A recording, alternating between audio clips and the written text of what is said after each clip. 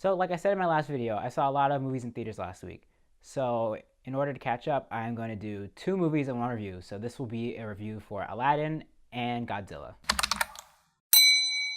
Godzilla King of the Monsters, directed by Michael Dougherty, is the direct sequel to the Godzilla from 2014 and stars Vera Farmiga, Kyle Chandler, Ken Watanabe, Millie Bobby Brown. The list goes on and on. Before I get into this, I have to say I'm not a huge Godzilla fan. I've seen a few movies here and there. The last one I saw was the 2014 one, and before that, the 90s one, which everybody hates.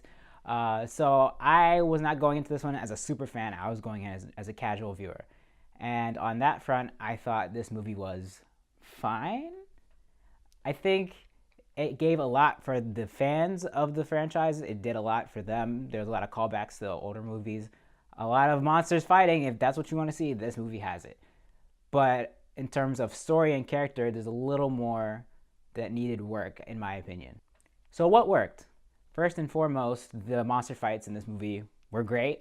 That if you wanted to see that, you definitely see that in this movie. The problem, I think, with the 2014 one was we didn't see enough of Godzilla actually fighting monsters. I mean, I understand when they want to make it suspenseful and build up to it, but at the same time, I feel like they were being a little too they were holding back too much with that one. So I think in this one they did a lot better with giving the people what they want and giving them a lot of Godzilla. So you get a lot of monster fights. Also, I think the human characters were a little more likable in this movie. We have Ken Watanabe reprising his role as Dr. Shirazawa. We have Bradley Whitford also playing another doctor that joins the group. We have O'Shea Jackson Jr. playing a soldier. I don't remember. That's another thing. I don't remember a lot of their names because it's a big monster movie, but I remember the performances. I think they all brought some wit and played off each other well, which I think helped added to the entertainment factor of this movie. Another great thing about this movie was the way they treated the monsters. Some of them were there to kill people and cause havoc, but some of the characters were actually able to step back and say, wait a minute, some of these are here to protect us, like Godzilla, for example. And they added some conflict to the story because these characters were at odds with each other. Like, should we fight these monsters? Should we let them do their thing? Should we kill them all? I think that added some good conflict to this movie that helped push the story forward. But also, I think that conflict sometimes didn't work, which brings me to my next point, what didn't work in this movie. So I did say there were characters I was rooting for, but some of them were either just forgettable or their development didn't make sense. For example, Vera Farmiga's character, she's also a doctor. Her arc in this movie, to me, just didn't work. I was not rooting for her at all. There's a point where she goes off away from the group, and after that, her explanation for why she does what she does, no spoilers, just didn't work for me, and so I wasn't really rooting for her. I mean, Vera Farmiga is a great actress. I love her in The Conjuring, but in this movie, the character she was given just didn't work for me. Also, the plot of the movie, it does sometimes fall into like okay, we go here, okay, we go here, okay, we go here. But like they're kind of just weaving around the world, but like sometimes it doesn't seem like it's necessarily going anywhere. They're just kind of following Godzilla or whatever monster is around. And so it just feels like they're bouncing from one place to another just for the sake of moving to the next action scene or to the next monster fight. There's not always a story reason for them to be in a certain place. So I think that part was a little rocky. But I did also think they did well with adding to the lore of Godzilla. I think that it does give some nice background information to a lot of these monsters. For example, people like me who weren't big Godzilla fans or even knew a lot of these monsters, I think they do give somewhat of a good explanation for some of these. Some of them, they just show up and you just have to go with it. But a lot of them, they do stop and say, okay, this is what happened. This is where they came from in history. And they do explain where they came from, so it doesn't just seem like all of them are coming out of nowhere. I mean, there are a few that do, but for the majority, they do try and explain it. But overall, I think the story is not as good as the action and the monster fighting. So overall, I would say if you're there to see monster fights, then you will not be disappointed. If you're a big Godzilla fan, you will also not be disappointed. There's a lot of callbacks, a lot of references, a lot of cool action that you will probably enjoy.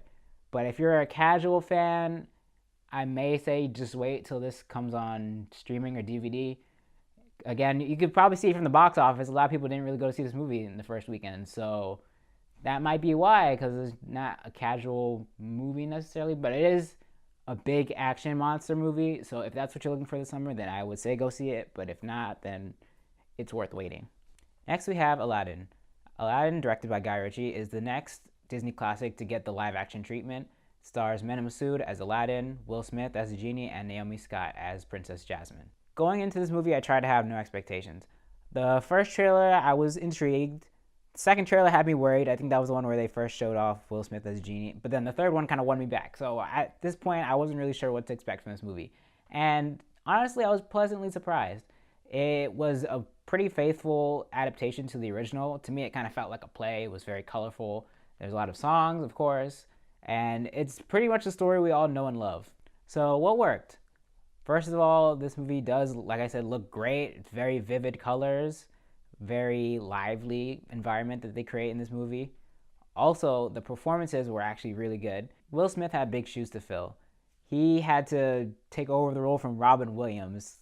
Classic, iconic performance, classic, iconic actor.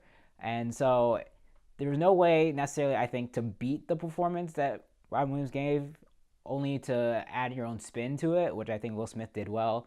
He was charismatic, he was funny, he did great with the songs, he even had a little rap to it. So I think he brought his own spin to it successfully, and I think that actually helped the movie throughout.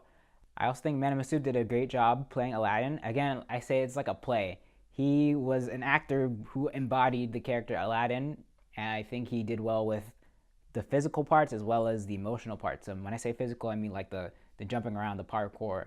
I don't know how much of it in terms of stunts he actually did, but as far as I saw, I think he did well with like the whole dodging the guards and stuff. I thought that was great. And then he did well playing the very reserved, very nervous, like, I don't know if I can be a prince, I don't know if I can act like a prince. I think he played that off well. And then we have Naomi Scott playing Princess Jasmine. I've been following her since she was in Lemonade Mouth, which is a Disney Channel original movie back in, I think, 2011, 2012. If you haven't seen that movie, definitely look it up. She did great in that movie with the singing and the acting. And so in this movie, I was expecting pretty much the same thing. She did well with the songs especially, but she also did well playing the tough princess. We see that Princess Jasmine, one, is very closed off from the world, not because she wants to be, but because her father and people around her don't want her going out and getting into danger. So we see that she has a lot of restrictions on her that she just can't seem to run away from. And so Naomi Scott does a good job of doing that, playing the princess who wants to be different, who doesn't want to just adhere to the societal norms that are being placed on her, that doesn't want to be just locked down all the time. You see that she's adventurous, she's tough. And I think she did all of that pretty well and balanced all those different emotions and different aspects to the character along with the songs. So I think her performance along with Naomi Scott and Will Smith was very well rounded. Going into this movie, another casting I was unsure about was Marwan Kenzari as Jafar. And to be honest, I was surprised. He did fine. He was pretty good as Jafar. I think his acting was good. His performance was menacing. It was imposing. So I think in that way he did capture Jafar. I think the only thing that would have made it better was maybe if they added more to the physicality or his physical appearance just to make him look a little more menacing or a little more creepy and decrepit, kind of like the cartoon Jafar. But I think overall he did fine, and I don't think all the people were saying, oh my gosh, he's going to suck, oh, blah, blah, blah. I think he was fine. I thought he did fine. That being said, the only things that I think were iffy for me, I think in some places, even though this movie did look beautiful, there was a lot of colors and a lot of pretty solid CGI, I think there were still some places where the CGI could have been tweaked or adjusted a little bit more. The genie didn't look as bad as it did in the trailers. That one they definitely polished up, and that one looked fine. But there were some places, like when they were running on rooftops, and you look at the background, and sometimes you can kind of tell, like, all right, that's not that real looking. But again, it's all CGI, so at some point it doesn't look real, but I think they could have maybe done a little more touch-up work just to get it perfect looking. I mean, it's not perfect, but like good enough so it doesn't stand out while you're watching the movie. It doesn't take you out of the movie. And also, there was this one thing they did with the genie's character towards the end, no spoilers, that I wasn't totally down for. I think that was kind of weird, but at the same time, I guess they weren't necessarily looking for sequels to this movie. Maybe they will, but as far as I know, I don't know how they're going to do it because of how they ended this movie, so we'll have to wait and see.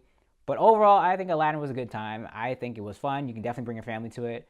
It's definitely worth the money. I think seeing it in theaters especially, it's a big performance. It's like a play, like I said. It's an event.